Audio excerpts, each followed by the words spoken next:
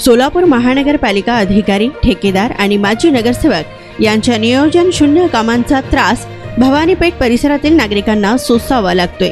त्यांच्या घरादारात गटारीचे घाण पाणी येत असल्याने त्याचा निषेध नोंदविण्यासाठी विश्वभूषण कांबळे यांनी अंगणात साचलेल्या घाण पाण्यात बसून आंदोलन केलं।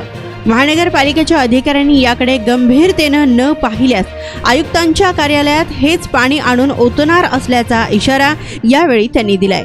दाट लोकवस्ती अशी ओळख असलेल्या भवानीपेठ परिसरातील मराठा वस्ती, मुकुंदनगर, राजीव गांधी नगर, जम्मा वस्ती, बसवंती प्लॉट या ठिकाणी हजारोंच्या संख्येने राहत असलेल्या नागरिकांच्या सुविधेसाठी सुमारे 20 वर्षापूर्वी ड्रेनेज लाईन टाकण्यात आली होती।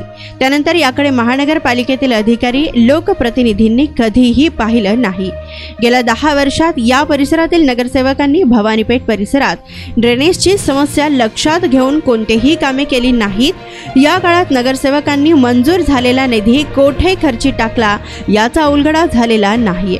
त्याच पद्धतीने सार्वजनिक शौचालयाकरिता मंजूर झालेला 8,50,000चा निधी कोठे खर्ची पडला हेही दिसून आलेले नाही। आज गटारीतील घाण पाण्याने नागरिकांच्या घरातील स्वयंपाकघरापर्यंत मजल मारली, त्यामुळे पिण्याच्या पाण्यात गटारीचे घाण पाणी जात आहे।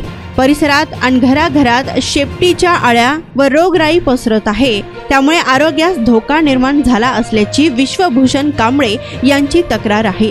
कांबळे यांनी 29 फेब्रुवारी रोजी संबंधित ठेकेदार व अधिकारी यांच्यावर कारवाई करण्याबाबतचा अर्ज महानगरपालिका आयुक्तांकडे दिला। त्यावर चौकशी व कारवाई अद्यापही झालेली नाहीये।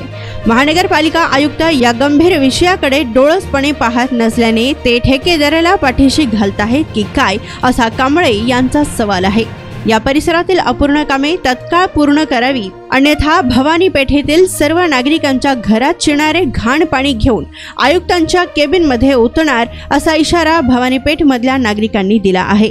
त्याच गटारींच्या घाण पाण्यामध्ये बसून विश्वभूषण कांबळे यांनी आंदोलन करून निषेध नोंदविताना तीव्र नाराजी व्यक्त केली आहे।